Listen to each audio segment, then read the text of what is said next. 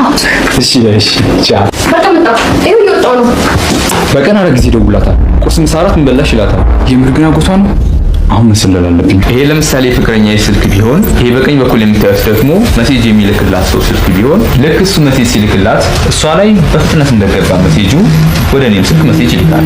እስኪ የላከላት ሜሴጅ ከፍተን እንመልከተው። እንደምትመለከቱት የተላከላትን ኤስኤምኤስ እና ከማን እንደተላከ ወዲያውኑ ያሳየኛል። ቴሌግራም ላይ ሜሴጅ እንደላከ ወዲያውኑ ይደርሰኛል። እንደምታዩት ቴሌግራምም ላይ የተላከው ሜሴጅ እና ላኪውን ማየት እንችላለን። በተጨማሪ ደግሞ የሚደወልላትንም ስልክ ለኔ ሪፖርት ያደርግልኛል። እንደምትመለከቱት ስልክ ከማን እንደተደወለላትና በስንት ሰዓት እንደተደወለላት ያሳየኛል። ይህን አፕሊኬሽን ለማውረድ በመጀመሪያ ወደ ፕሌይ ስቶራችሁ በመሄድ ዘመን ቲፕስ ብላችሁ ሰርች ታደርጋላችሁ።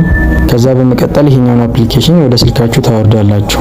ከዚያም ከፈታችሁት በኋላ ሰርች ቦታው ላይ በመሄድ በዚህ መልኩ ቢቱ ብላችሁ ሰርች ታደርጋላችሁ።